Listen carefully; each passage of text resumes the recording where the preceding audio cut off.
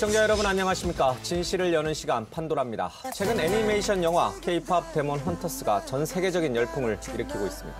그 안에 등장하는 가상 아이돌 그룹 사자 보이즈도 큰 주목을 받고 있는데요. 오늘 판도라에서는 무대 위 아이돌 대신에 정치판을 누비는 국회 보이즈를 모셨습니다. 김한규 더불어민주당 의원, 김용태 국민의힘 의원, 천하람 개혁신당 의원 나와주셨습니다. 어서 오십시오. 안녕하세요. 예. 근래 들은 오프닝 중에 가장 부담스럽다. 솔직히 K-팝 데몬 헌터스 사자 보이즈 모른다. 저는 애를 키우고 있기 때문에 한 아시죠? 3번, 4번 본 것 같아요. 저는 오면서 그 소다팜 노래도 듣고 왔습니다. 좀 보진 못했지만 뭔지는 알고 있죠. 네. 사자 보이즈 못 보셨어요? 그 넷플릭스에 통해서 보진 못했습니다. 좀 보세요, 좀. 예. 애가 없어서 그래. 애가 그래도 없어서. 제가 이 세 분 중에 가장 막내인데 예. 90년생이거든요. 근데 보이지는 조금 부담스럽고 그래도 맨즈나 뭐 제맨즈 그러니까 어떤 분들이 정치인들은 못생긴 연예인이라고 하더라고요. 예. 그래서 우리가 못생긴 보이즈로 이렇게. 잘생기신 분이 왜 그러세요? 네. 또. 예. 세 분도 이렇게 좀 보시면 굉장히 훈남이세요. 진짜 국회에서 손꼽히는 미남들입니까?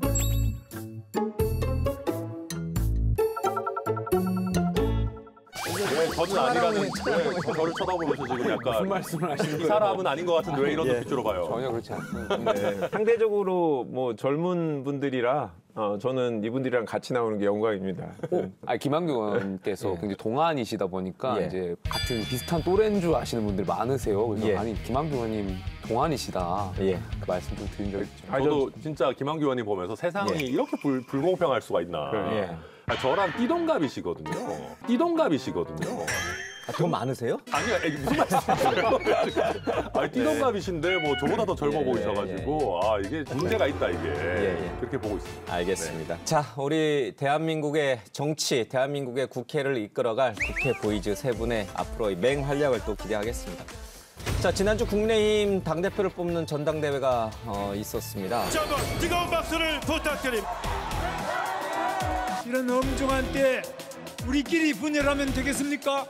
함께 우리 당을 지킵시다. 지금 이재명 독재 정권의 칼끝이 우리 목을 겨누고 있습니다. 저는 9박 10일 동안 당사를 지키며 특검을 물리쳤습니다. 제가 선봉에 서겠습니다. 범죄자 이재명 독재 정권을 막는 의병이 되어 주십시오. 한 번의 선택만이 남아 있습니다.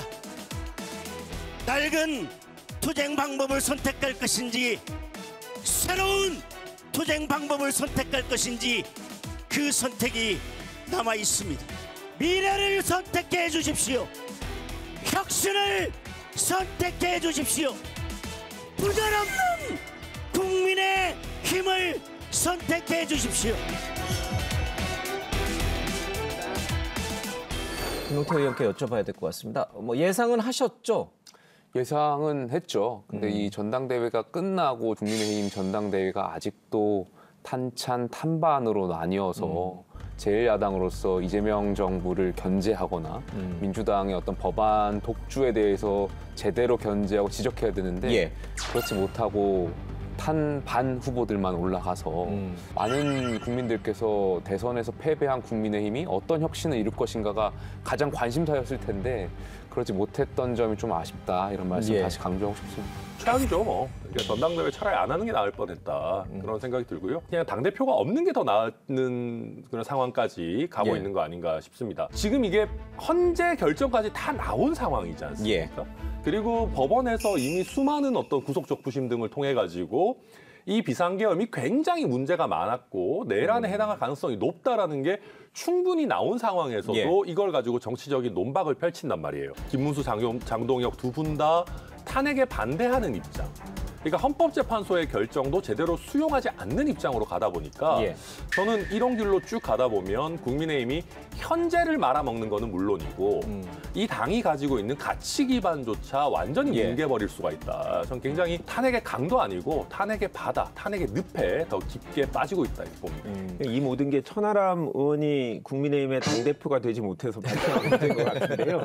그때보다 훨씬 상황이 안 좋아진 것 같고 그냥 윤석열 전 대통령을 놓아주지 못하고 있는 모습 예. 같아요. 그러니까 어떤 가치가 아니라 그러니까 윤 전 대통령의 불법적인 행위에 대해서도 상관없다. 일단 우리 편이 이기고 우리가 옳다. 이런 주장만 극단적으로 주장하는 분들이 당원들의 다수를 차지하지 않았나. 그러니까 정상적인 생각을 갖고 있는 분들이 탈당을 하거나 아니면 투표에 참여하지 않는 약간 포기한 상태가 되지 않았나 싶어서 좀 씁쓸하기도 하고 그렇습니다. 야당이 그렇게 잘 못하면 왜 여당으로서는 더 좋은 거 아닙니까? 아니 그렇긴 한데 정치가 망하는 거죠. 그러니까 저희가 정치의 목표라는 게 첫 번째가 권력을 찾는 거다라고 할 수도 있지만 저는 그래서는 안 되고 기본적으로 자기가 옳다고 생각하는 방향으로 사회를 발전시키는 게 문제 아닙니까? 국민을 위해서. 그렇죠. 저희가 권력을 유지하는 데는 도움이 되겠지만 굳이 더 노력하지 않아도 권력을 가질 수 있다면 당내에서 뭐 혁신적인 논쟁이나 이런 게 할 필요가 없게 되는 상황이 되는 거죠. 그러니까 사실은 지금 민주당도 너무 이렇게 약간 개딸이라고 하는, 요즘은 또 정청래 대표 쪽으로도 뭐 많이 기우는 것 같긴 합니다만은 약간 굉장히 좀 강경파 위주의 어떤 당내 세력 기반 이런 것들이 가게 되고, 거기에 대해서 또 비판적인 입장을 가진 의원들도 계세요. 이런 분들이 이제 옛날에 뭐 수박이라고 막 하던 분들은 많이 쫓겨나긴 했지만 여전히 계시거든요.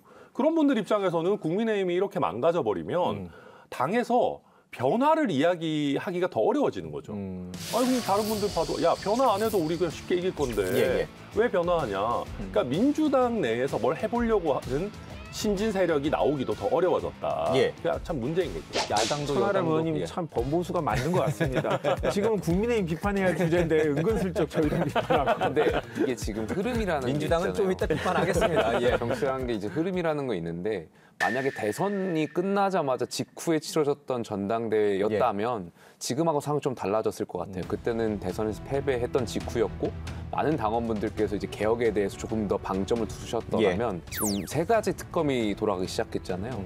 그러면서 저희가 전당대회 중에 특검이 저희 당사를 500만 당원 명부를 압수수색하기 위해서 들이닥쳤던 경우도 있었고, 또 정청래 대표가 민주당 대표로 선출되면서 국민의힘 대표가 악수도 안 했잖아요. 이러한 것들이 당원들 입장에서 봤을 때는 이렇게 뭔가 결집될 수 있는 야당으로서, 그러니까 개혁도 중요하지만 뭔가 뭉쳐서 여당을 대여 투쟁할 수 있는 그런 분위기가 자동적으로 형성된 것 같고, 그게 마치 적대적 공생을 하는 것처럼 비춰져요. 계속해서 여야가 뭔가 정치적인 비전이나 이런 토론을 하기보다는 적대적 공생을 이어나가는 것 같아서 아쉽다라는 생각이 좀 듭니다. 당의 대선 후보가 바로 뒤이어서 당대표가 되는 거 전례가 없진 않습니다. 이재명 대통령도 그러했으니까요.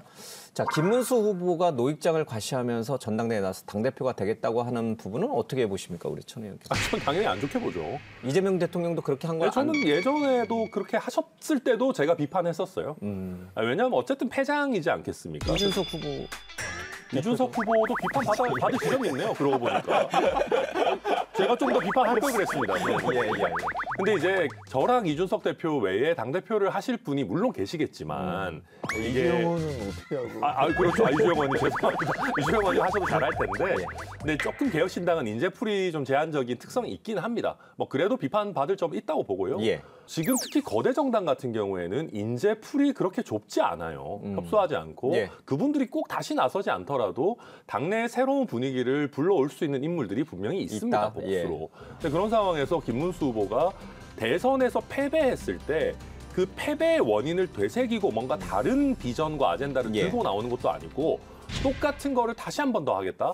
이거 당을 다시 한 번 더 망치고 지방선거도 지겠다는 얘기거든요.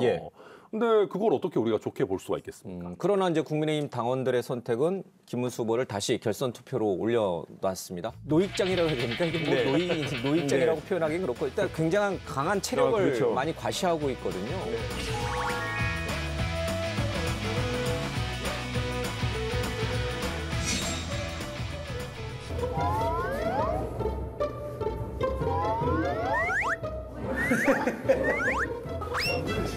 여러분들은 김문수 대통령 젊은 후보들보다 더 낫다, 장동혁 후보보다 더 낫다, 이런 거 아니겠습니까? 턱걸이도 하고 팔굽혀펴기도 하고 건강하시긴 한 것 같아요. 좀 부럽긴 한데 저는 그게 오히려 고루한 이미지를 더 강화시키는 게 아닌가 싶어요. 그리고 실제로 저희 당에도 예전 전당대회 때 당대표가 팔굽혀펴기하고 막 홍보하고 그런 적이 있어요. 왜냐하면 경쟁 후보가 나이가 많아서.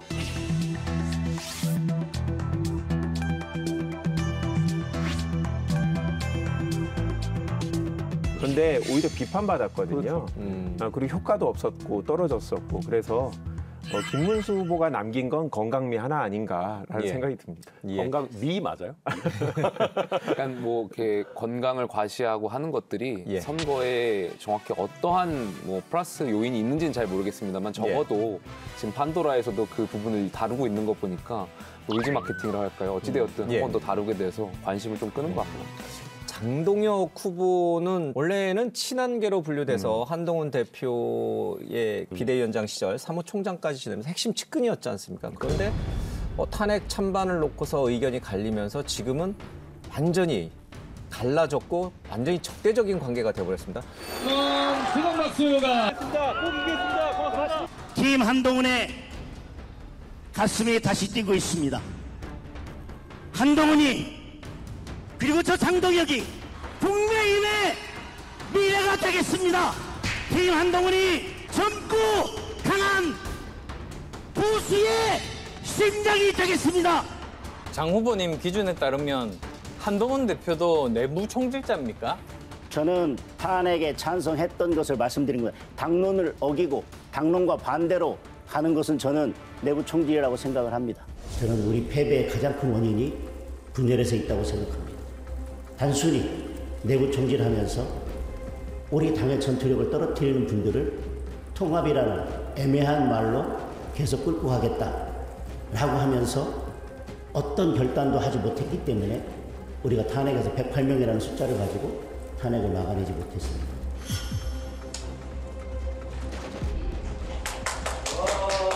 장동혁 후보는 왜 그렇게 변한 걸까요? 좀 잘 이해가 가지 않아요. 이 짧은 기간에 의원께서 갖고 있었던 스탠스가 좀 빠르게 변한 것 같아서 많은 분들께서 당황하고 계실 것 같고요. 예. 제가 그냥 개인적으로 조심스럽게 보는 것은 아무래도 다음번에 이제 총선에 대한 공천이라든지 이런 것을 봤을 때 예. 보다 더 좀 보수 당원들, 적극적인 지지층들한테 지역구라든지 이런 것을 기반을 탄탄하게 하기 위한 거 아닌가 이런 예. 전략적인 포섭 아닌가에 대한 생각도 있는데 김문수 후보라든지 장동혁 후보라든지 누가 당대표가 된다고 하더라도 보완해야 될 지점은 당내 의원들의 영향력이 좀 부족한 거 아닌가 생각이 듭니다. 그러니까 두 후보 모두 다 뭐 장단점이 있으시겠지만 원내 의원들 사이에서 영향력이 좀 떨어지는 거 아니냐 이러한 지적들도 있는 것이 현실이거든요. 장동혁 의원 같은 경우에도 그러한 부분을 본인이 좀 보완할 필요가 있지 않나 생각이 듭니다. 이거 편집 안 하고 방송에 그대로 나가도 되죠? 그렇습니다. 혹시 장동혁 후보가 당대표 되면 축출 대상에 블랙리스트에 오르는 거 아닙니까? 이렇게 친한계는 아닌데 자꾸 이렇게 개혁적인 얘기를 하시고 혁신적인 얘기를 하시니까 장동혁 후보가 당대표 되면 별로 안 좋을 것 같은데 괜찮으시겠습니까? 설마 저를 추출하시겠습니까? 원래 설마가 사람 잡아요. 예. 간단한 문제 아닙니다. 이게. 예. 그러면 이제 캐스팅 보트를 지고 있는 게 이제 안철수, 조경태 후보를 지지했던 당원들 또 국민 여론 아니겠습니까? 소위 말하는 뭐 친한계도 포함돼 있을 것이고 어떻게 전망들 하십니까? 저는 김문수 후보한테 갈 것 같습니다. 그래서 저는 김문수 후보 될 것 그러니까 같아요. 친한계라든지 조경태, 안철수 후보 지지표가 글로 갈 것이다. 네, 김문수 저는 후보에게. 그분들이 아마 뭐 일단 1차 투표 결과를 발표는 안 했지만 예. 저는 조경태, 안철수 두 분 합쳐서 한 20% 선 정도의 득표를 하지 않았을까 예. 예상하고요. 친한계 입장에서 장동혁 후보는 배신자입니다. 그러니까 김문수 후보는 그냥 원래 관계 없던 사람이에요. 여기랑 우리랑 뭐 결이 다르다 이렇게 보는 사람이고 예. 원래 관계 없었던 사람은 좀 덜 미워요. 그런데 관계가 있다가 멀어진 사람은 우리 정치권에서 늘 배신자론이 발동하듯이 모르던 사람보다 더 사이가 안 좋아지거든요. 예. 그래서 저도 국민의힘 내부의 분위기 좀 들어보니까 저는 그래도 제 그냥 느낌으로는 장동혁 후보가 조금 더 젊은 느낌이고 예. 어쨌든 세련된 느낌이 김문수 후보에 비해서 약간 있고 하니까 예. 조경태, 안철수 후보를 지지했던 분이 그쪽으로 혹시 안 가겠나라는 생각을 했는데 저보고 아유 천 의원도 국민의힘 떠나 있더니 국민의힘 내부 사정 감이 많이 떨어졌네 이런 얘기 예. 하시더라고요. 한 친한계 표심이 제일 싫어하는 사람이 장동혁 후보다. 오히려 이 사람들은 장동혁 후보를 떨어뜨리기 위해서라도 김문수 후보한테 적극적으로 갈 거다. 그런 얘기들을 많이 하시고 저는 일리가 있는 것 같습니다. 국민의힘은 배신자 프레임이 되게 센 정당 같아요. 유승민, 박근혜를 배반한, 그다음 한동훈, 윤석열을 배반한, 장동혁, 한동훈은 배반한. 그러니까 무조건 다 배신자로 그냥 안티의 정치를 하고 있는 것 같은데 장동혁 의원에 대한 반감이 친한계 의원들이나 지지층에 상당히 큰 것 같거든요. 근데 이제 장동혁 의원이 상당히 어떻게 보면 전략적으로 지금까지 움직이는 거잖아요. 예. 그러니까 저는 이분이 어떤 정치를 하고 싶어 하는지는 모르겠는데 권력 의지가 되게 강하고 당원들의 분위기를 읽는 능력은 되게 뛰어난 것 같아요. 지금 권력을 갖기 위해서는 극우적인 성향을 갖는 분들한테 표를 얻어야 된다라는 게 되게 강했고 그게 사실 통해서 2등인지 1등인지 모르겠습니다만 통과했고 그러면 과연 2, 3일 남은 기간 동안 그냥 속절없이 2등으로 끝낼 거냐. 저는 또 이 상황에서 또 한동훈계를 포섭할 수 있는 무슨 또 파퓰리즘적인 얘기를 하시지 않을까 좀 궁금합니다.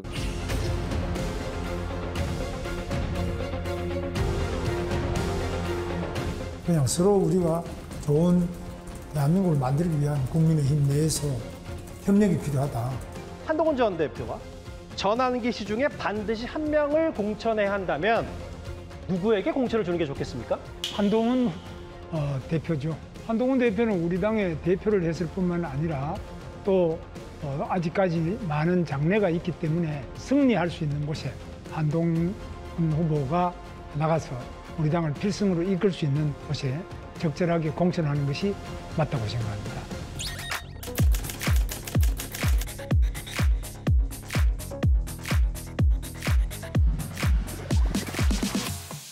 한동훈 전 대표와 뜻을 같이 하는 분들이 사실상 김문수 후보를 결선에서 지지하라는 메시지를 계속 내고 있는 것 같습니다. 그래서 지금 김문수 후보께서는 전당대회 내내 한동훈 전 대표도 조경태 후보도 안철수 후보도 다 품고 가야 된다 이런 말씀을 하셨고 결국 결선을 염두에 두고 이런 상황을 염두에 두고 말씀하시는 것이 아닌가 저는 그런 생각이 듭니다. 네 분의 후보의 득표율이 공개됐으면 좀 결선 투표에 대한 결과를 보다 더 쉽게 예측할 수 있을 것 같은데 공개가 되지 않다 보니까 제가 주목했던 것은 청년 최고위원 투표였습니다. 제가 이제 국민의힘 1차 청년 최고위원이었거든요. 그래서 은근히 또 자랑하시는군요. 청년 최고위원들 잘 봤는데 1대1 구도였고 탄찬탄반의 구도였단 말이에요.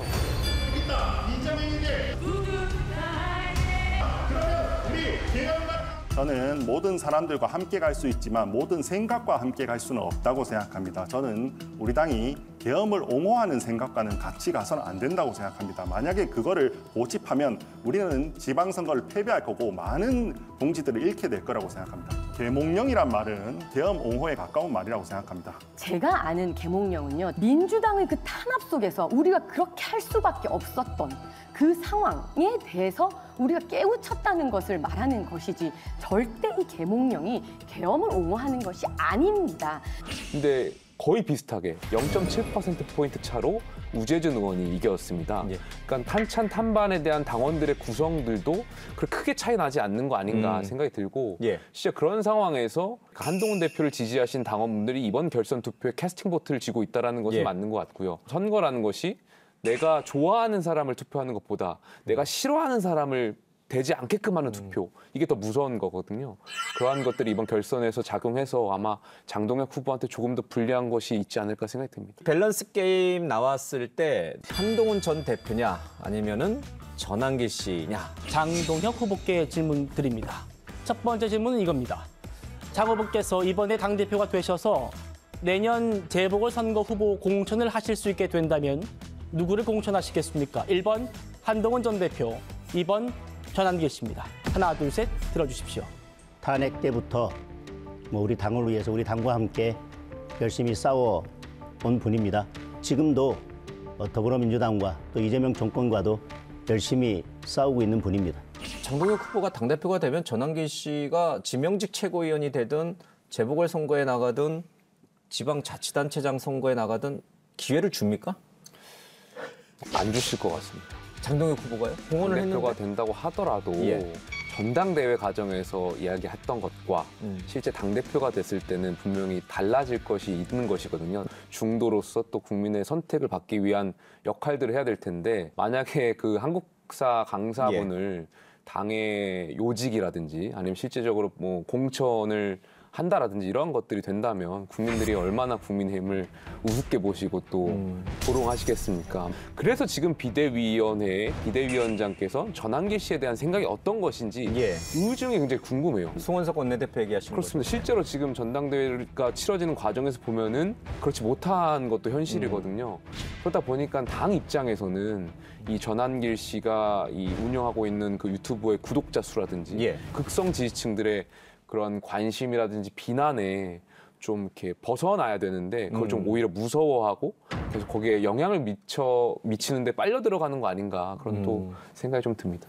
공천을 주게 되면은 가능성은 있는 겁니까? 전환길 씨가 이제 보수의 성지라든지 뭐 이런 쪽으로 만약에 공천이 진짜 이루어진다면 당선 가능성은 있는 겁니까? 아니 영남에서 공천 받으면야 누구라도 되겠죠. 전환길 씨 아니어도? 전환길 씨 아니어도 뭐 누구라도 되니까 상관없는데 이제 국회의원 보궐선거는 아무래도 쉽지 않고 저희 표현으로는 소위 말하는 땡큐죠. 그러니까 그렇게 될 가능성은 없다고 보고. 좋아하시네요. 네, 아니, 표정을 자꾸 감춰야 되는데 죄송합니다.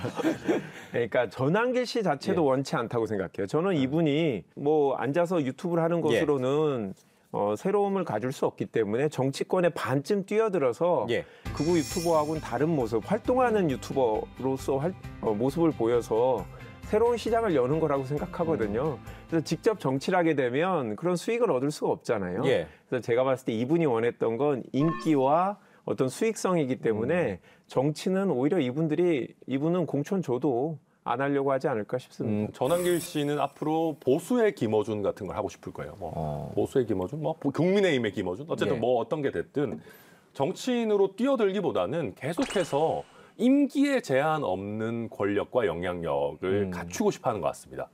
근데 제가 지금까지 봤을 때는 그 정도 능력은 없어요. 어떤 프레임을 전환해서 소설을 잘 써서 사람들을 선동하고 이런 것보다는 행동력 같은 거를 보여주고 그러면서 사람들을 시원하게 하는 역할 이런 걸 많이 하는 것 같아요. 근데 이거는 롱런하기가 쉽지 않습니다. 김어준이 되기 위해서 시도는 하겠지만 그다지 성공할지는 저는 의문이다.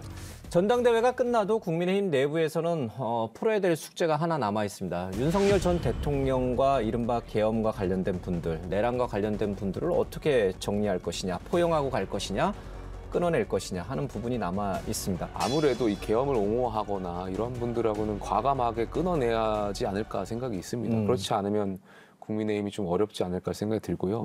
계속해서 저희가 전당대회를 이야기하지만 윤석열 전 대통령 같은 경우에 선거 과정에서 탈당을 하셨고 그렇다면 저희 당하고는 상관이 없는 분인데 대통령이 오늘 부정선거 관련 영화 보러 갔는데 당내에서 총선 때와 마찬가지로 선거 앞두고 당에 부정적인 행보만 한다는 지적이 나오는데 어떻게 보시는지? 윤석열 전 대통령은 탈당을 하셨죠. 저희 당하고는 이제는 관계가 없는 분이라고 제가 말씀을 드리겠습니다. 이번 전당대회도 계속 윤 전 대통령을 소환하는 것 자체가 어떻게 보면은 정말 이 한 표 한 표를 위해서도 굉장히 중요하겠지만 아쉽다는 생각이 강하게 드는 것이죠. 자연스럽게 윤석열 전 대통령 김건희 여사로 얘기를 좀 화제를 넘기겠습니다. 그 심평 변호사가 전한 김건희 여사의 이제 말들 가운데 눈여겨볼 만한 대목들이 좀 있습니다. 그 김건희 여사가 뭐 저한테 묻기를 선생님 생각하기에 이재명 대통령의 가장 큰 장점이 뭐라고 생각합니까? 그래서 이 대통령은 무엇보다도 사람을 키울 줄 아는 분이다. 그것 때문에 그분이 대통령이 된 것이다. 그런 말씀을 드리니까 김 여사 하는 말씀이 그래요. 그 남편에게 다음에 가시거든 꼭 좀 전해달라. 그대로 해석할 건 아닌 것 같고요. 김건희 씨의 머릿속에는 그냥 한동훈 전 대표가 그냥 들어있는 것 같아요. 그 대목이 덧붙이는군요. 윤석열 전 대통령 본인 남편한테 한동훈 잘못 봐서 지금 우리가 이 고생을 하고 있는 거 아니냐 이런 원망을 하고 있다라고 생각하고요. 이재명 대통령처럼 잘 키웠어야 되는 거 아니냐. 그렇죠. 뭐 전당대회 한복판에 이런 얘기를 했다라는 건 결국 찬탄 반탄파 중에 이 반탄파에 힘을 실어주는 그런 메시지 아닌가 싶습니다. 일단 그 심평 씨하고 김건희 여사하고 이 대화 내용이 공개된 게 협의된 내용인지 협의가 되지 않은 내용인지부터 좀 헷갈려요. 만약에 협의된 내용이라면 김한규 의원 분석하셨던 것처럼 전당대회에 영향을 미치고 싶었던 것이겠죠. 그래서 뭐 전환길 씨라든지 이런 분들 통해서 본인들을 옹호하는 어떤 그런 분들을 당대표로 만들기 위해서 조금이라도 영향력을 행사하기 위해서 공개한 것 같습니다. 두 번째로 대전제에서 협의되지 않았던 내용을 심평 씨가 그냥 공개한 거라면 저는 그냥 심평 씨는 일종의 관종 아닌가 생각이 들어요. 사실은 근본적인 원인은 윤석열 전 대통령이 정말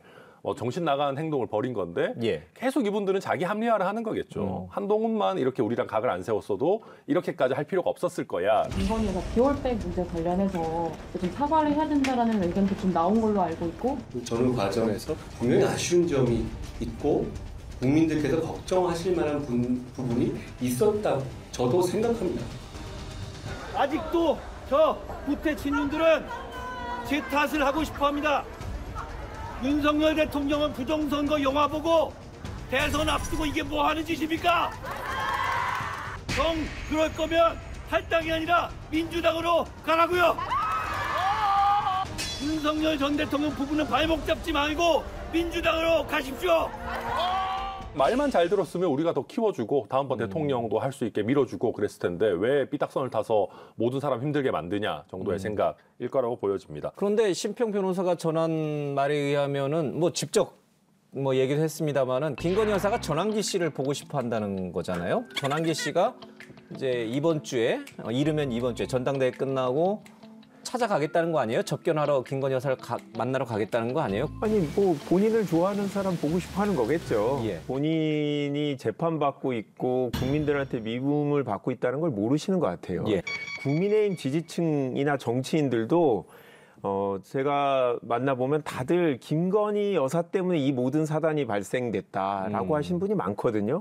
신뢰를 잃은 분인데 이분은 아직까지도 본인이 이제 잊혀지기 싫고 뭔가 영향력을 행사하고 싶고 또 한편으로는 듣기 좋은 소리를 해주는 사람을 만나고 싶고 뭐 이런 게 아닌가 싶은데요. 참 슬픕니다. 저는 그래서 그 윤 대통령이나 김건희 여사께 짧게 부탁드리고 싶은 것이 저는 그래서 그 윤 대통령이나 김건희 여사께 짧게 부탁드리고 싶은 것이 그 공명심을 좀 내려놓으셨으면 좋겠어요. 물론 개인적으로 그 구치소에 가 있고 본인은 뭐 외롭다고 느낄 수도 있고 뭐 본인을 좋아하는 사람 만나고 싶어 그런 감정이 들 수는 있겠죠.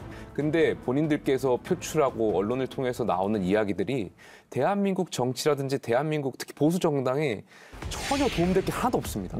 대한민국을 위하고 정말 국민들을 위하고 적어도 그러한 공적 영역에 있으셨던 분이라면 그냥 앞으로 정말 죄송한 말씀이지만 조용히 사시는 게 우리 국민들을 위한 길이라는 말씀 꼭 드리고 싶습니다. 그런 상식적인 판단이 되는 분들이었으면 뭐 이 지경까지 왔겠습니까? 무의미한 얘기고 앞으로도 굉장히 이상한 논란들, 쓸데없는 노이즈들 일으킬 거다. 이재명 대통령 이번에 대통령 되는 것도 윤석열 전 대통령의 덕을 뭐 엄청나게 보셨지만 복이 많으신 것 같아요. 그러니까 본인도 계속 이제 이재명 대통령도 지지율이 출렁거릴 때들이 있죠. 뭐 조국 대표 사면이나 뭐 장관 인사 논란, 뭐 정책 논란들이 터지는데 계속해서 김건희 여사, 윤석열 전 대통령이 구원투수로 이제 그럴 때마다 계속 올라오지 않습니까? 참 이 기괴한 어떤 상호 공생 관계다. 이재명 대통령 참 복이 많으시다. 안타깝게도 김용태 의원님이 얘기하셨는데 이게 구치소에서 판도라는 안 나오는 것 같아요. 그렇죠. 그러니까 주로 지상파 중심으로 나오고 제가 한번 알아봐야 될 것 같습니다. 9시까지인가 방송이 나오는 것 같아서 저희 방송 시간도 늦고 안타까운데 제가 생각할 때 저도 변호사로서 오래 활동을 해보니까 이 사건은 지금 두 분의 사건은 변호사를 해임하고 혼자 그냥 있는 그대로 얘기하는 게 제일 좋은 사건이에요.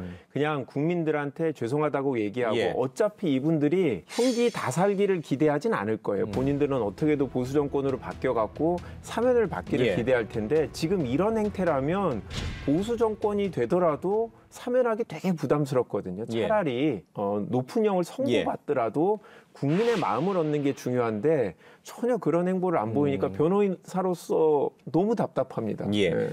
이번에 특검 조사에 응하러 소환에 응할 때도 아무것도 아닌 나 때문에 이렇게 소란이 일어나서 국민에게 죄송하다 이렇게 했잖아요.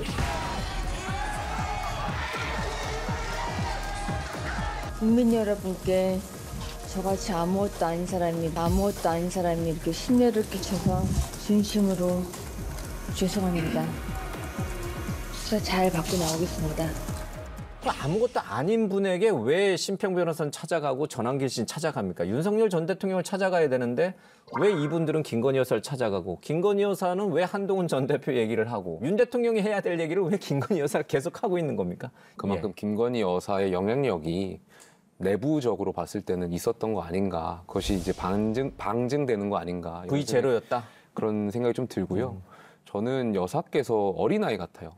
그러니까 어린아이들이 장난감 사고 싶을 때 부모님한테 이렇게 떼쓰잖아요. 막 사달라고 조르다가 결국에 안 사주면 내가 죽어야지. 내가 죽어야지 하면서 막 어린아이가 막 그 땅바닥에 앉아서 막 울고 그러잖아요. 정말 어린아이 정도의 수준에서 말씀하시는 거 아닌가에 대한 아쉬움이 있고 김한규 변호사 말씀하셨던 것처럼 지금 이 순간에는 어떻게 하면 잘못을 인정하고 국민의 마음을 살 것인지 진정성 있는 행보를 보여줄 때가 되지 않았나 생각이 듭니다. 근데 애가 아직 없으셔서 애가 뗐을 때 내가 죽어야진 않아요. 그건 안 되죠. 그건 안 되죠. 나 죽여버린다 이러진 않아요. 그러진 않습니다.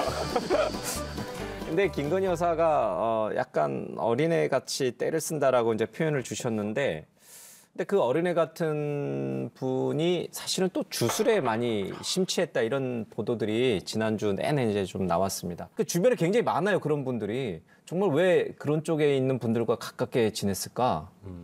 원래 뭐 좋아하시나 보죠. 뭐. 근데 뭐 문제 있는 분들하고 많이 교류하신 것 같아요. 두루두루 많이 교류한 것 같고 사실은 주술에 의존하는 것도 본인이 불안하니까 그런 걸 겁니다. 이게 갑자기 이제 슈퍼스타가 돼가지고 막 대선 후보가 돼서 막 쫙쫙쫙 와서 대선에서 이기기까지 해요. 뭘 해야 될지 몰랐을 겁니다. 그러면 사람이 자기가 불안하고 뭘 해야 될지 모르면 뭔가 그 초인적 존재에게 기대고 싶은 게 뭐 어쩌면 뭐 당연한 거라면 당연한 걸 수 있거든요. 뭐 조금 더 이제 제도화된 종교에 차라리 좀 이렇게 도움을 받으셨으면 좋았을 텐데 시원시원하게 이건 하세요, 이건 하지 마세요. 뭐 저 사람은 늑대고 뭐 저 사람은 뭐 악어고 여기는 뭐 이런 재밌게 얘기하고 명확하게 이렇게 하세요라고 하는 주술 쪽에 빠져들었을 겁니다. 그래서 뭘 해야 되는지 모르는 분들이다 보니까 계속 이쪽에 의존성이 강해진 거 아닌가 그렇게 보입니다. 근데 일반 사람들도 사실 이사를 가거나 뭐 이제 취업을 앞두고 그럴 때 이제 사주팔자도 보고 관상가도 찾아가서 하잖아요. 관절을 옮기는 것도 김건희 여사 입장에서 보면 뭐 풍수지리가에게 물어볼 수는 있잖아요. 그것까지는 이해가 되는 거죠. 안 됩니다. 안 되나요? 개인 집이면 그래도 되겠죠. 그런데 이거는 이제 국가의 직으로서 본인이 사는 자리고 그리고 한 번 옮기게 되면 또 원칙적으로 후임 대통령도 계속 써야 되는 건데 그런 부분을 비합리적인 기준으로 선택한다는 건 말이 안 되고요. 저는 국민들이 왕자를 써 있는 후보를 대통령으로 뽑았을 때 잘못된 선택을 했다는 걸 이제는 알아야 될 것 같아요. 그런 분들 만나서 제대로 된 얘기를 들었으면 본인이 구속된다는 얘기 들었겠어요? 다 틀리는 분들이잖아요. 이분들이 나름 대한민국에서 날고 긴다는 분들을 찾아갔을 텐데 하나도 못 맞추는 분이잖아요. 그러니까 국민들께서 그런 얘기를 하는 사람은 정치인으로 뽑아서는 안 되고 그런 얘기를 하는 방송도 봐서는 안 된다. 알겠습니다. 맞아, 그 무속인들이 그게 엄청 많아요. 저도 얘기 들어보니까 뭐 대통령을 누굴 맞췄다, 뭐 아니면 어떻게 되는 나라의 뭐 운명을 맞췄다 하는 분들이 있는데 그 업계에서도 이것저것 다 찍어 놓는답니다. 예를 들면 대통령 A 후보, B 후보 있으면 A 후보 된다, B 후보 된다라는 거를 비슷한 시기에 올려놓고 맞춘 것만 살려놓는 거예요. 다른 거는 비공개하고. 그러면 업로드한 게 지금 대선으로부터 몇 달 전인데 이미 맞추셨네. 뭐 블로그의 글들 이런 것도 너무 그런 게 많기 때문에 저도 말씀하셨지만 공적인 영역에서 그분들이 그렇게 잘 알면 자기가 대통령하죠. 대표적으로 영국 엘리자베스 여왕이 이제 서거하셨을 때 이제 대통령 내외가 전부 갔죠. 정작 참배를 안 했어요. 당시 언론 보도로는 교통이 굉장히 막혀서 시간을 못 맞췄다 이렇게 알려졌었는데 지난주 나온 보도를 보니까 그 시기에 이 지금 백재건 씨랑 통화를 하면서 나쁜 기운이 이제 묻어올 수 있으니까 가지 마라. 웃을 일은 아닌데 되게 심각한 사실이 아니길 바라고요. 뭐 만약에 사실이라면 공적 마인드가 전혀 없었던 것이겠죠. 공적에 있는 분이라면 우리가 어떻게 행동해야 될 것인가에 대한 명확한 선이라는 것이 있는 거거든요. 참 안타깝다는 생각이 근데 이게 지금 임기가 끝나고 사실은 뭐 구속이 되고 막 이렇게 하니까 나오는 거지. 이거를 사실 몰래 숨어가지고 국가 권력자들이 뭐 이렇게 무속에 의지하는 걸 알 방법이 없어요. 제가 거듭 말씀드리지만 검증된 사람을 써야 되는 겁니다. 그래서 뭔가 검증이 돼서 이 사람이 자기 스스로 공적인 제대로 된 판단을 내릴 수 있는 인물을 써야지 이런 일을 반복되는 걸 막을 수 있다. 그렇게 봅니다. 지난주에 법사위원장으로 추미애 의원이 이제 됐습니다. 그리고 지금 민주당 법사위에서 추진하고 있는 것이 윤석열 전 대통령을 강제 구인하려고 했을 때 이제 속옷 차림으로 강하게 저항한 그 CCTV, 서울구치소 내 CCTV 영상을 공개하는 문제가 좀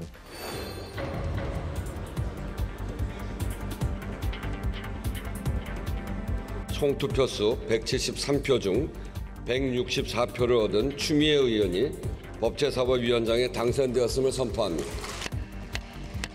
개혁 입법을 통해 권력이 다시는 국민 위에 서지 못하도록 철저히 견제하고 바로 잡는 개혁을 해내겠습니다.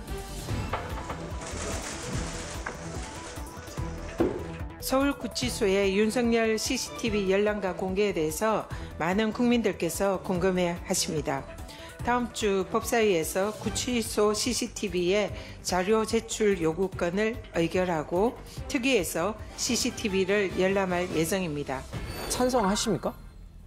저는 솔직히 잘 모르겠습니다. 처음에는 부정적이었는데 굳이 그렇게까지 할 게 있냐. 왜냐하면 그 속옷만 입고 있는 모습 저도 보기 싫은데 이게 전 세계적으로 알리게 되면 얼마나 이게 부끄러운가. 전직 대통령이 발버둥 치면서 체포를 영장을 피하려고 하는 게 이게 윤 전 대통령을 좋아서가 아니라 그냥 좀 대한민국의 망신이다라는 생각이 드는데 윤 전 대통령 쪽에서 이게 불법 체포다라고 해서 고발을 했기 때문에 이게 형사사건이 돼버렸거든요. 수차례에 걸쳐서 체포영장이 발부되었다고 하더라도 물리적 강제력을 행사해서 인치하는 것은 불법임을 수차례에 걸쳐서 입장을 밝혀왔습니다. 그럼에도 오늘 물리적 강제력을 행사해서 인치하고자 하는 것에 대해서는 저희들이 엄정한 형사책임을 물을 것입니다. 그러면 언젠가는 공적인 기관에서 이걸 보고 판단할 수밖에 없어서 있는 그대로 팩트를 국민들한테 보여주는 건 윤 전 대통령 측에서도 나쁘지 않은 거 아닌가 이런 고민이 갑자기 하게 됐습니다. 저는 CCTV 공개하는 것 자체도 반대하고요. 실질적으로 그 대통령께서 만약에 응하지 않았다라는 사실만 공개하면 될 것이지 뭐 속옷 차림이라든지 이러한 발언을 한 장관이나 이런 것도 적절치 못했다라고 생각이 들어요. 우리가 물론 계엄에 반대하고 윤 전 대통령이 미운 측면도 있고 하지만 그래도 전직 대통령이고 그분을 위해서가 아니라 대한민국 국민을 위해서 이 부분은 법과 원칙에 따라서 집행할 수 있도록 좀 맡겨주시고 저희가 좀 여야가 생산성 있는 토론으로 넘어갔으면 좋겠다는. 근데 지금 법과 원칙에 따라서 집행을 어떻게 해야 될지를 모르겠어요. 그러니까 전직 대통령에 대한 문제 이미 탄핵이 됐고 여기에 대해서 수사도 이뤄질 것이고 재판도 계속 갈 거잖아요. 저는 대통령에 대한 특혜라고 생각합니다. 윤석열 전 대통령의. 왜냐하면 이게 그냥 영장 집행이잖아요. 그러면 앞으로 구치소에 수감된 사람을 수사하기 위해서 집행할 때 야, 윤 전 대통령도 안 가는데 내가 왜 가야 돼? 라고 할 때 그러면 뭐라고 해야 되나 앞으로요? 윤 전 대통령은 전 대통령이니까 특별히 봐줬다? 이렇게 얘기해야 돼요? 아니잖아요. 그래서 속옷 차림이라는 것도 왜냐하면 국민들이 왜 특검이 집행 못했냐라고 하니까 최소한 그래도 속옷 입은 사람을 끌어내기는 어렵지 않았냐라는 걸 설명할 수밖에 없지 않았나. 왜냐면 이번 사안은 반팔 상하이를 정상적으로 입고 있다가 특검이 집행을 시도하자 그때 수의를 벗었고 특검이 나가자 바로 입었다고 합니다. 근데 솔직히 얘기하면 이런 극단적인 경우가 그렇게 많이 일어나지는 않아요. 왜냐하면은 이게 진술 거부권이 있기 때문에 보통 이렇게 끌고 가서까지 조사 장소에 앉히겠다라고 하는 경우가 잘 없어요. 왜냐면 안 가겠다는 사람은 보통 진술도 안 하기 때문에. 그리고 윤석열 전 대통령의 이 사건은 증거가 차고 넘칩니다, 이미. 그래서 사실 이게 이제 굉장히 어떻게 보면 정치적으로 첨예한 케이스니까 특검도 꼭 끌어다가 여기 앉혀야겠다는 거거든요. 그래서 이게 일반적인 상황은 아니다, 사실은. 근데 저도 물론 윤석열 대통령의 인격권이나 이런 거는 이제 저는 솔직히 관심 없습니다. 나라를 이 정도로 망친 사람한테 뭐 그렇게까지 관심은 없고요. 다만 이걸 공개를 국민적으로 하는 거에 있어서 제가 좀 걱정하는 거는 전한길 씨 같은 사람들이 그걸 이용해 먹을 것 같아요. 인격 탄압이죠. 윤석열 대통령이 지금 당하고 있는 것에 대해서 트럼프 대통령한테도 이야기를 해야죠. 왜요? 분명히 트럼프 대통령은 지난 4월 3일인가 윤석열 대통령에 대해서 리얼리 어드마이어에서 진짜 존경한다 그랬잖아요. 더 극단화를 부추길 것 같아서 그런 면에서 저는 의원들끼리 보는 정도, 그 정도에서 좀 자제력을 발휘할 필요가 있지 않나, 전략적으로 움직여야 된다 봅니다. 알겠습니다. 자, 민주당 얘기를 좀 해보겠습니다. 정청래 대표가 경주를 방문했다가 이제 신라 금관을 이렇게 쓴 건지 아니면 그렇게 이제 비춰서 이렇게 합성이 된 건지 모르겠습니다. 쓰지는 못했겠죠. 이거 문화재인데. 아무리 이거 여당 대표라도 이거 함부로 꺼내 쓰면 큰일 날 것 같은데. 예. 날카로운 지적이셨습니다. 네.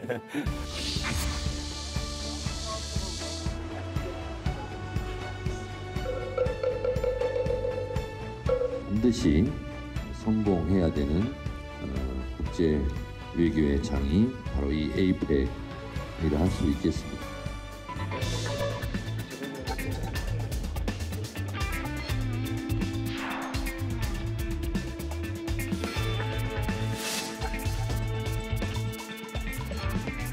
굉장히 논란이 될 거라는 거를 그 뛰어난 정청래 대표가 몰랐을까요? 이분이 되게 유머러스한 사람이에요, 실제로. 예.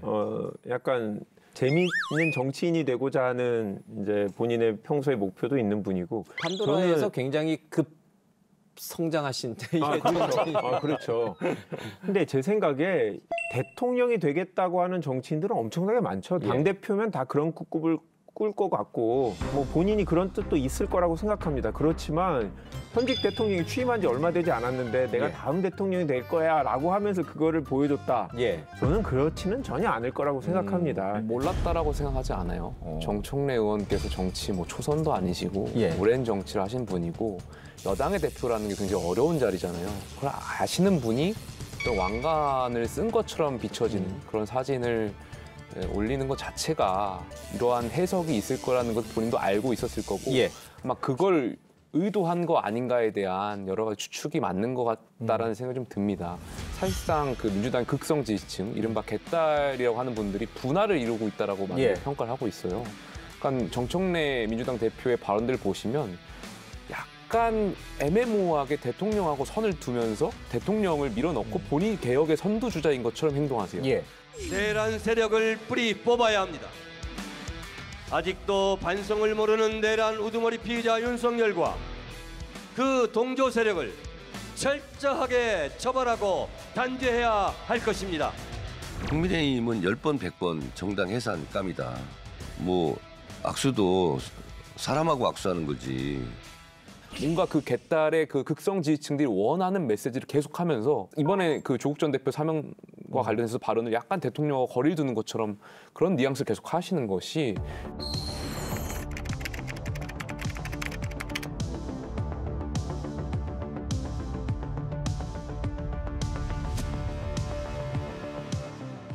결과적으로 본인 지지층들을 형성하고 이게 향후에 있을 어떤 뭐 4년 뒤, 5년 뒤 어딜 내다보는지 모르겠지만 나름대로 본인의 지지층을 형성해서 대통령하고 각을 세우기 위한 전초전이지 않을까 생각이 들고 이러한 것들이 제가 민주당 의원들하고 식사하거나 뭐 가볍게 약주할 때도 걱정들 많이 하세요. 한동훈 대표도 왕관 쓴 사진 올리진 않았거든요. 그러니까 김건희 여사 입장에서는 이런 보도 보면서 마음 좀 푸시라 얘기하고 싶어요. 이렇게 눈 맞으면서 찾아가 그렇죠. 그때 뭐 90도로 인사도 하고 그랬잖아요. 한동훈 전 대표는. 정청래 대표는 지금 임기 완전 초창기에 대통령이 있는데 물론 대통령 왕이 아닙니다만은 자기 왕관 쓴 것처럼 보이는 사진을 올렸다. 저는 이거 우연이라고 생각하지 않습니다. 정청래 대표가 이재명 대통령을 좀 만만하게 생각하고 있다. 그러니까 저는 이거를 올릴 때 아마 저울에 달아봤을 것 같아요. 대통령한테 미움받을 리스크, 미움받을 어떤 그 무게감과 대중들에게 나를 차기 대선 주자로 어쨌든 뭔가 인식을 박아주는 이득 사이에서 저울질 해보고 아예 뭐 이재명 대통령 나 좀 싫어해도 상관없어. 민주당 지지층한테 어마어마한 지지를 받고 있고 내 길로 가고 이번 기회에 어떤 명청대전 내가 차기다라는 이미지를 쐐기를 박자라고 저는 한 것 같아요. 그거를 그러면 이재명 대통령은 모를까요? 거기도 정치 오래 하신 분인데 어라? 그럼 내가 이걸 그대로 받아줄 수는 없지. 그러면 고춧가루 좀 뿌려야 되겠다. 아니 취임 기념 우표에 왜 다른 정치인이 나옵니까?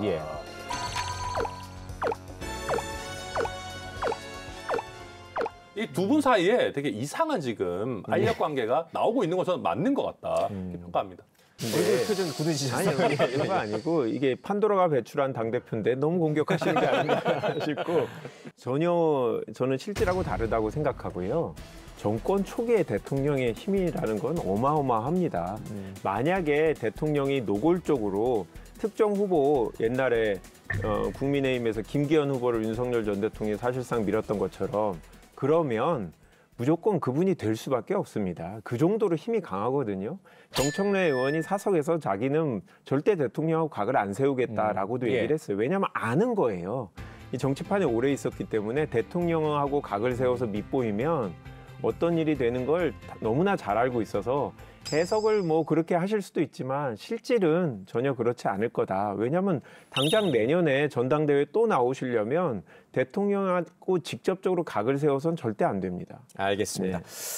지금 정청래 대표를 견제하기 위해서 대통령이 고심 끝에 지지율 하락을 감수하고서라도 조국 전 대표를 사면 복권했다.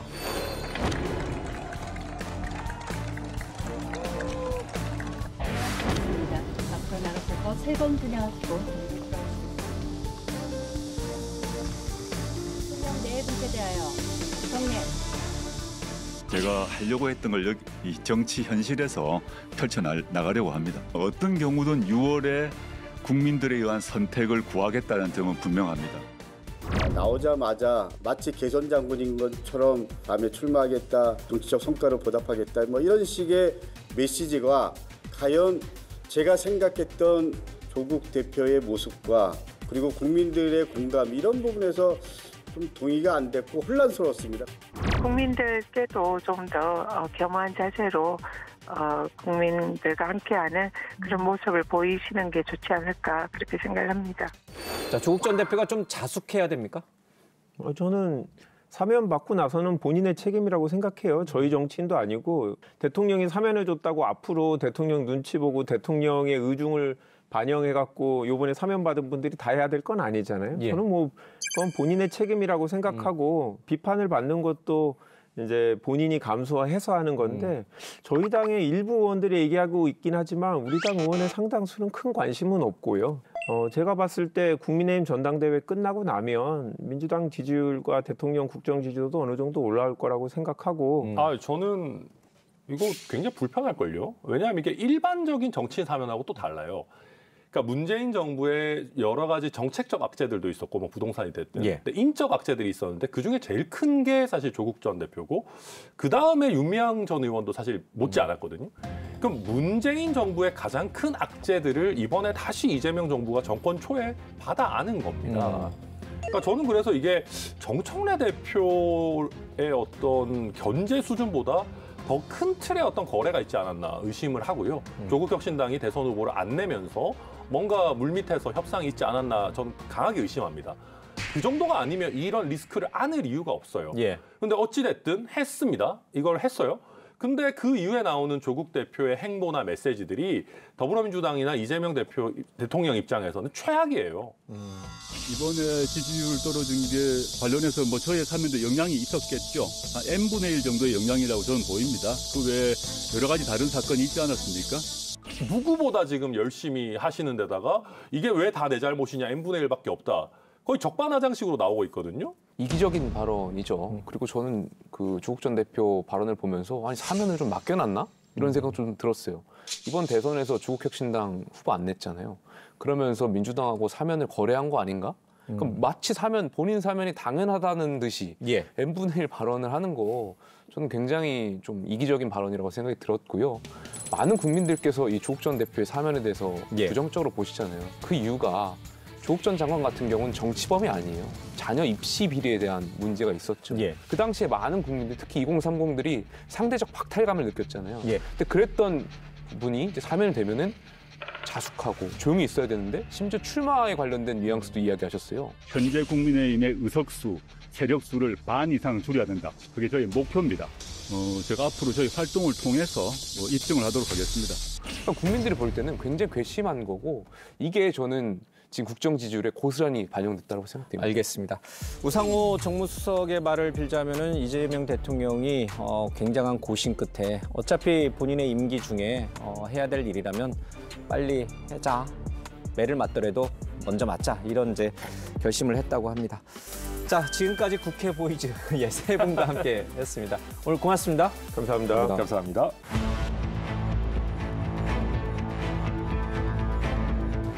현재 국제 정세와 또 무역 질서가 재편되는 중에 풀어야 할 현안들이 너무 많습니다.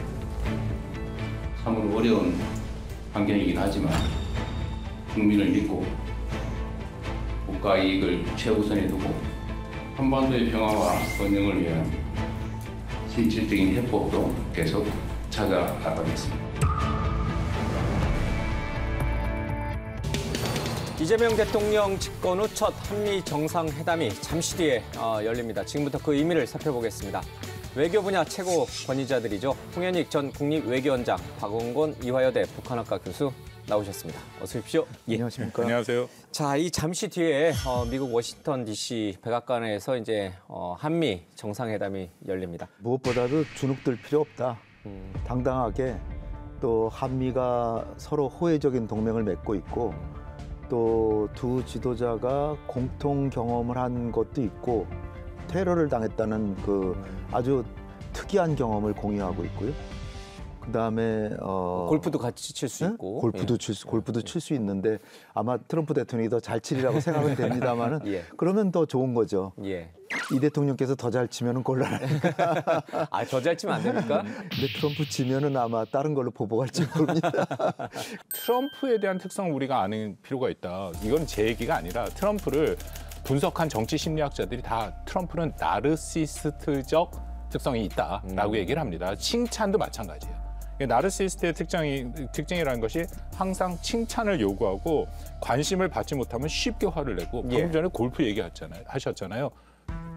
만약 이 대통령이 혹시라도 기회가 있어 이기면 큰일 납니다.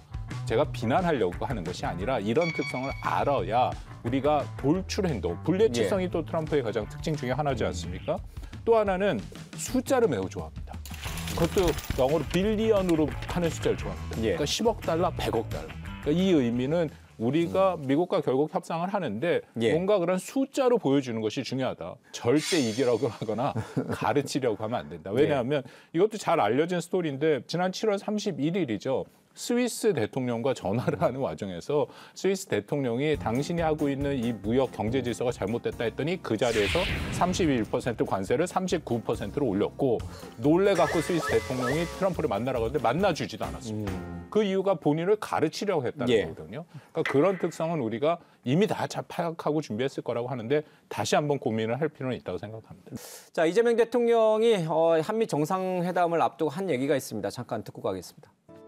외교에 있어서는 전화 또는 현재 일시적인 정권의 이 입지보다는 영속적인 국가, 대한민국 국민 전체의 이익을 먼저 생각해야 되겠다는 다짐을 다시 한 번씩 하게 됩니다. 우리의 이익, 우리 국민의 이익을 챙기는 거, 국가 이익을 챙기는 건 너무 당연하지만 트럼프 대통령이 그것을 대한민국 대통령이 저렇게 얘기하는 거는 당연한 거야. 이렇게 받아들이질 않고 자기네 이익을 챙기려고 하네? 라고 하는 순간 판이 완전히 깨지는 거잖아요.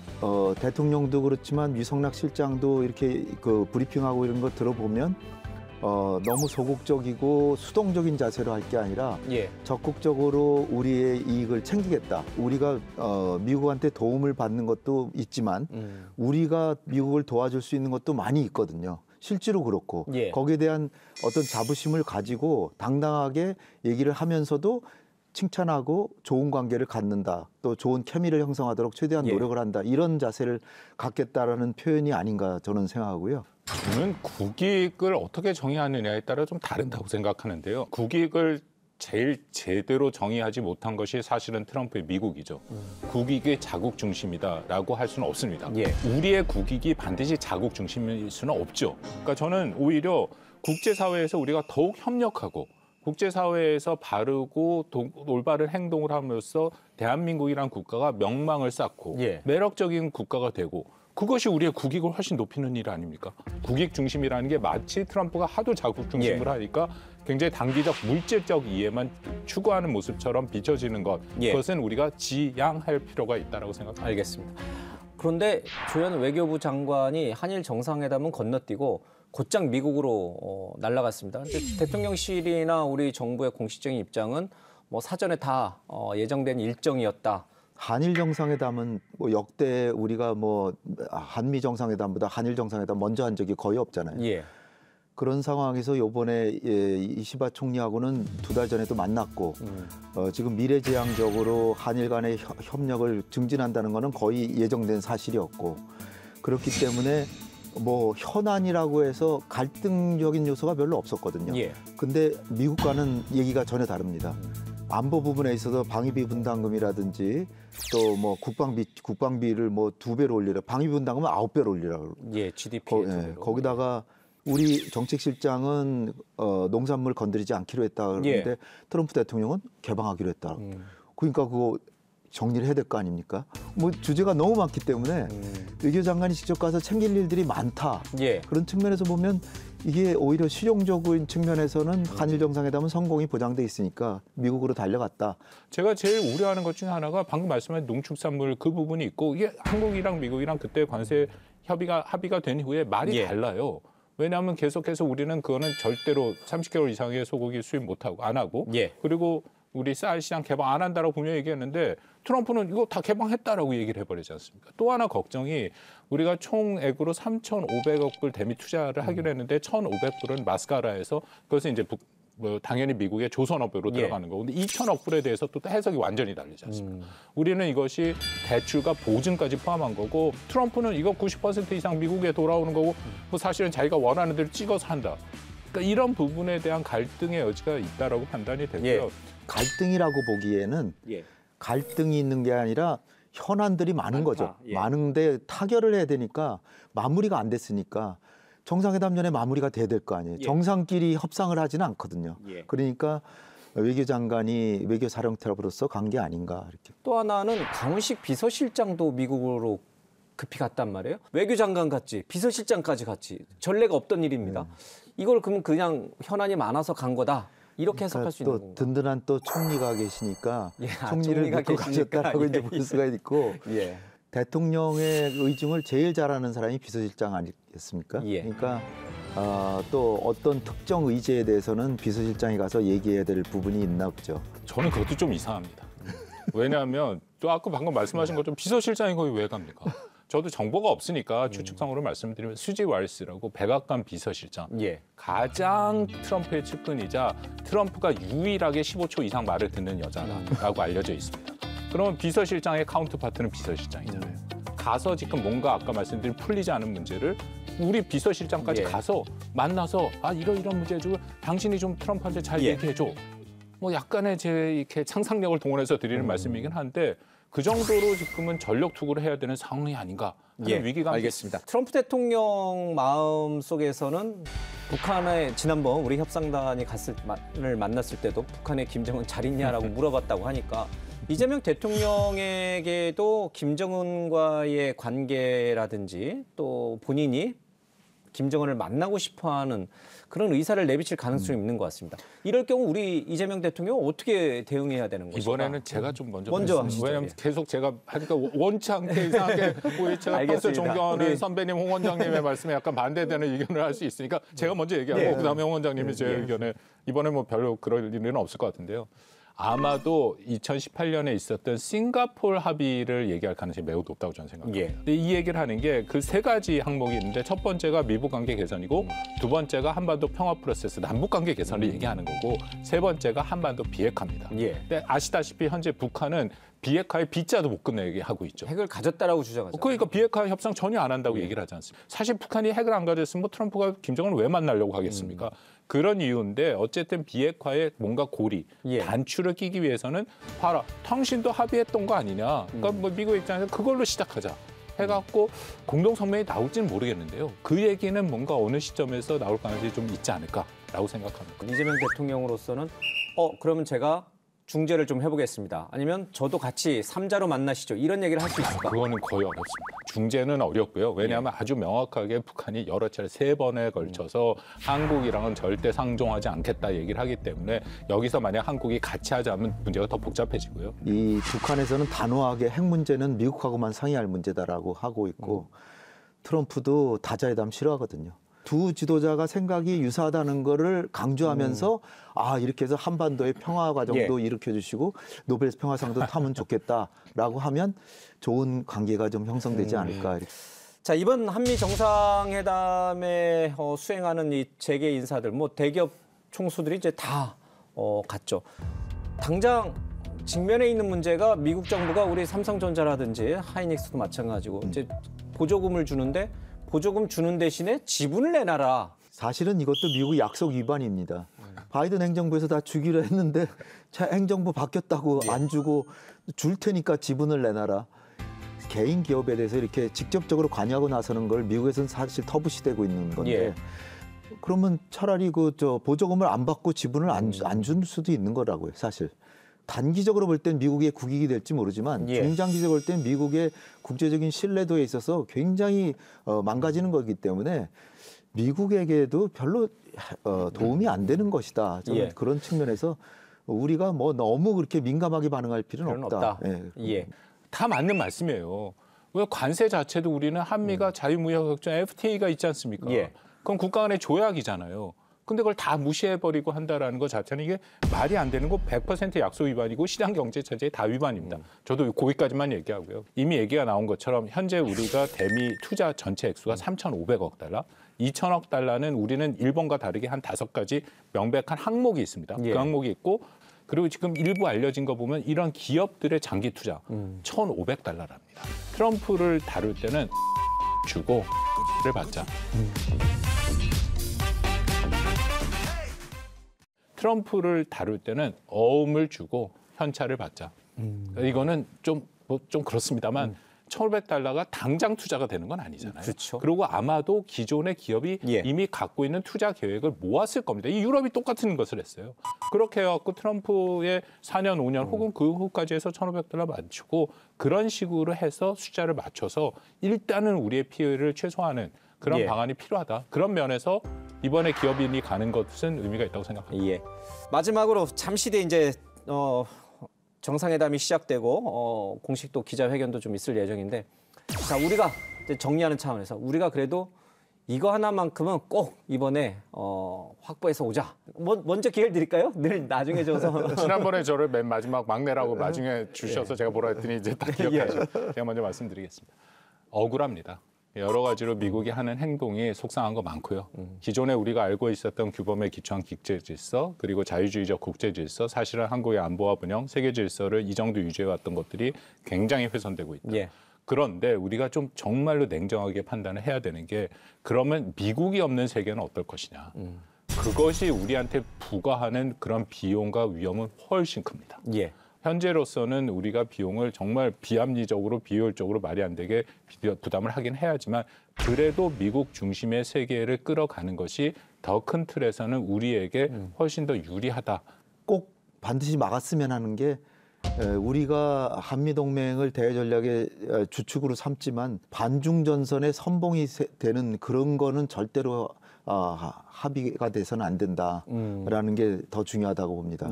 국방비는 조금은 좀 느리더라도 그 대신에 우리가 얻어올 것으로 뭐 전작권 전환의 원활한 협력, 전환하는 데 협력한다든지 그런 걸 서로 주고받기식으로 호혜적인 합의가 이루어졌으면 하는 바람입니다.